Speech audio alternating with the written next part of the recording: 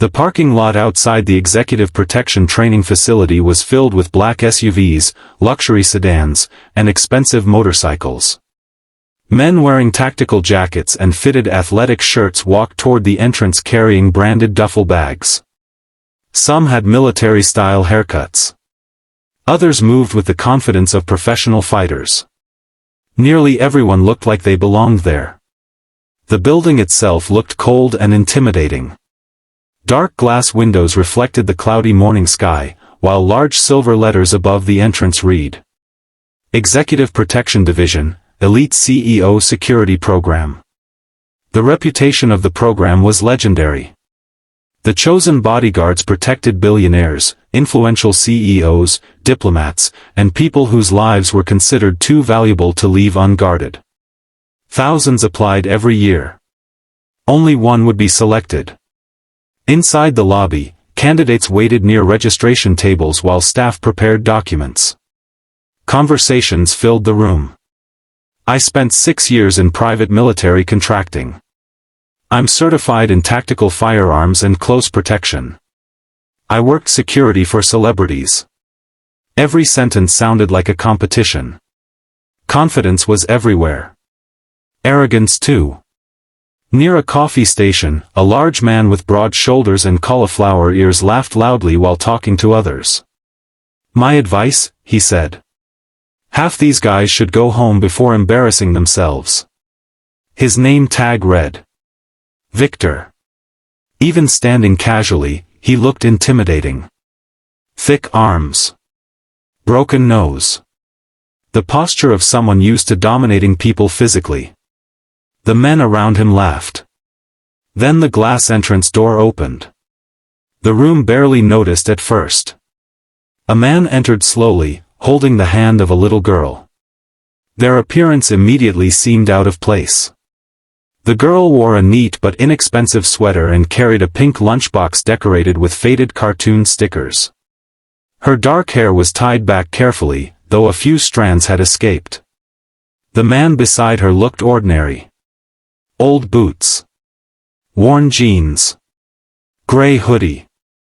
No expensive gear. No tactical bag. His face looked tired, not weak, but tired in a way that comes from carrying responsibilities for years without rest. The little girl looked around nervously. Her eyes widened seeing all the large men. She squeezed her father's hand tighter. The conversations nearby slowed. Several candidates stared. Someone whispered, Wrong building? Another chuckled. Then louder. Hey, registration for family counseling might be next door.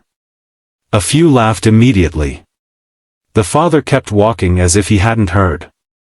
His daughter lowered her eyes. He noticed instantly. Without stopping, he squeezed her hand once. A silent reassurance. They reached the registration desk.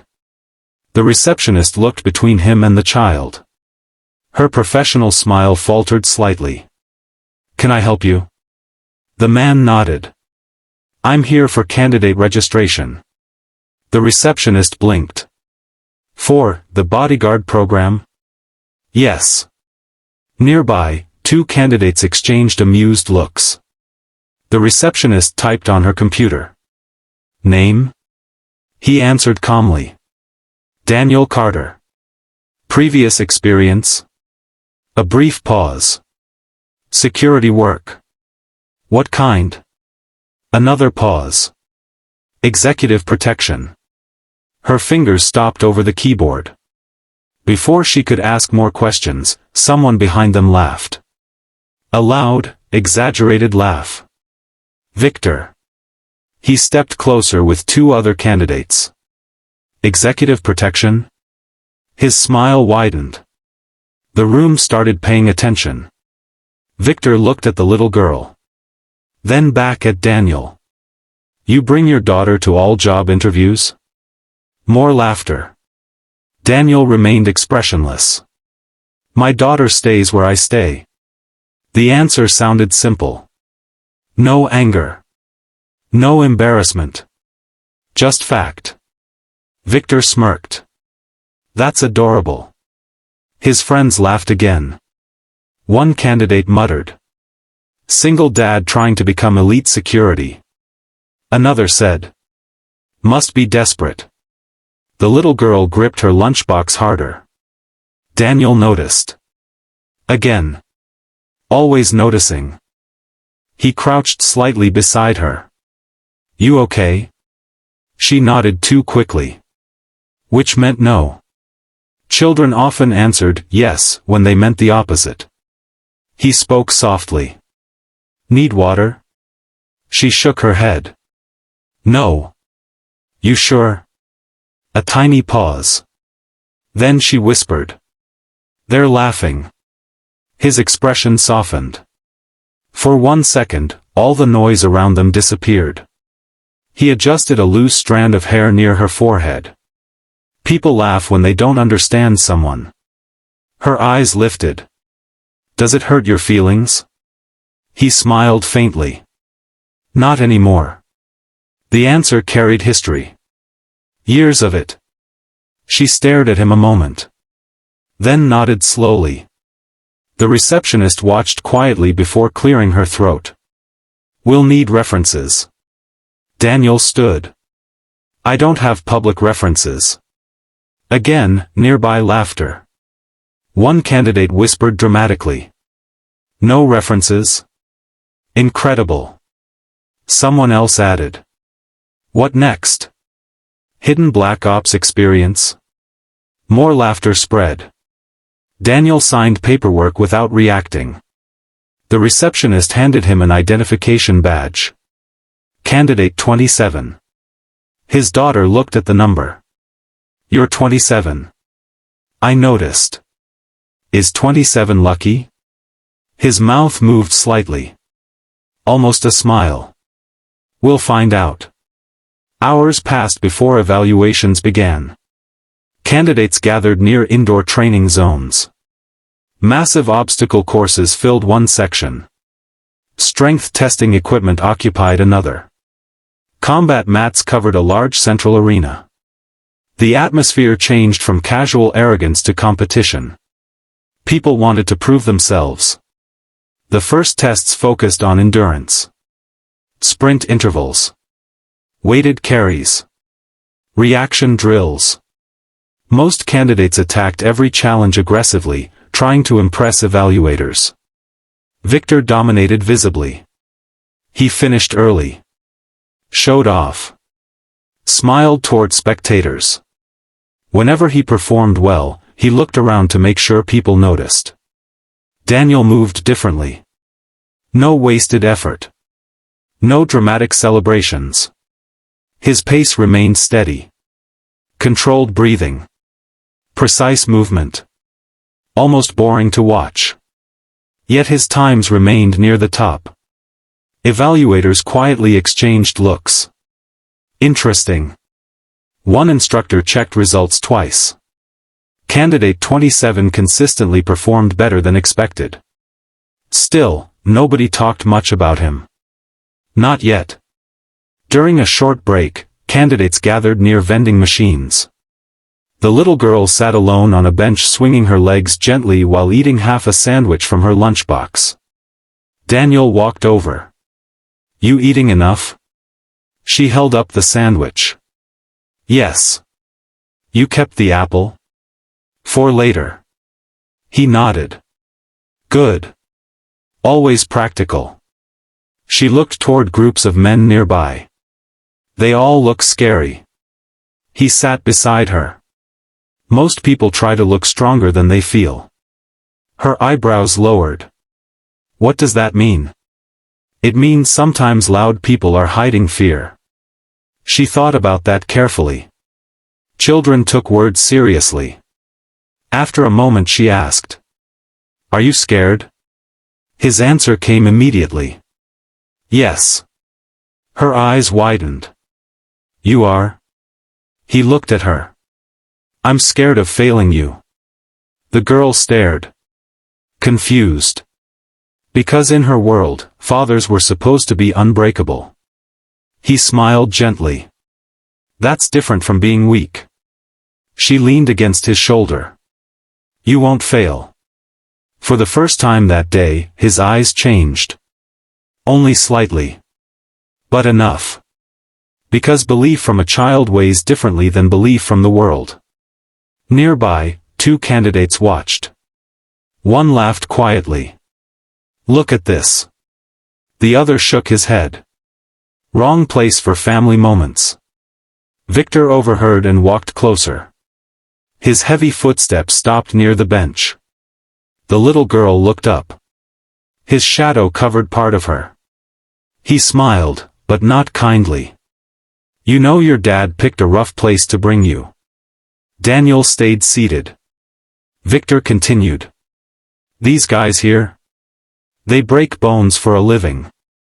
Silence. Then. This isn't a daycare. The little girl looked down immediately. Daniel stood. Slowly. Not threatening. Just enough. His height surprised people. He was taller than most realized. His posture changed too. Almost imperceptibly. His voice remained calm. My daughter doesn't need your opinion. Victor smirked. Oh. Daniel held his gaze. She needs lunch and a good education. The simplicity of the answer interrupted whatever insult Victor planned next. For a second, nobody spoke. Then Victor laughed loudly. Education? He looked around. You hear that? Elite Bodyguard Tryout, and this guy's motivation is school tuition. Several men laughed again. Daniel didn't respond. Because some people stop defending themselves after carrying heavier burdens than insults. His daughter stood quietly and reached for his hand. He took it instantly. Automatic. Protective. Like breathing. The next announcement echoed through speakers. Combat evaluations begin in 30 minutes. Candidates prepare accordingly. Energy shifted. Conversations stopped. Everyone knew this was where reputations formed. Physical tests mattered. Combat mattered more. Candidates changed into training gear. Wrapped hands. Stretched muscles. Prepared mentally. Near lockers, Victor spoke confidently to another applicant. Combat ends careers here. His friend laughed. You worried about anyone? Victor glanced across the room. Toward Daniel. Standing near his daughter helping zip her jacket. Victor smirked. Him? More laughter. No. The little girl looked up at her father. You'll fight people? He nodded once. Probably. Her small face tightened. You could get hurt. He knelt until their eyes matched. His voice softened again. Everybody gets hurt sometimes. She frowned. I don't like that. Neither did he. But life rarely cared. He adjusted her sleeve. Then asked. What's rule number 1? Her answer came instantly. We stay calm. Rule 2? We don't let mean people decide who we are. A faint smile appeared. Good. Then. Rule 3? Her expression became serious. We finish what we start. His eyes held hers another second. Pride. Quiet pride. Not in achievements. In character. An announcement interrupted. Candidate pairings will be displayed shortly. Candidates gathered near the large digital screen. Names appeared one by one. Murmurs filled the room. Then silence spread unexpectedly. People stared. Looked twice. One candidate laughed in disbelief. No way. Another whispered. They paired him with Victor? Heads turned. Daniel looked up at the screen. His name beside one opponent. Candidate 27, Daniel Carter. vs. Victor Petrov. The strongest man in the building. The laughter started immediately. Excited. Cruel. Someone said. This'll be quick. Another. Poor guy. The little girl looked at the screen, then at her father. Her voice became very small. Dad. He turned. She stepped closer. You don't have to win. The room around them blurred for a moment. Because children sometimes say things adults forget. Not every battle requires victory. Only courage. He crouched beside her. His tired face softened completely. I know. She swallowed. Then whispered. I'm already proud. Something changed behind his eyes. Only for a second. Then disappeared. He stood. The exhausted single father everyone mocked. The man with old boots. The man carrying years of invisible weight. Walked toward the combat arena. And nobody there understood yet. The quietest person in the room was about to become the one nobody would ever forget.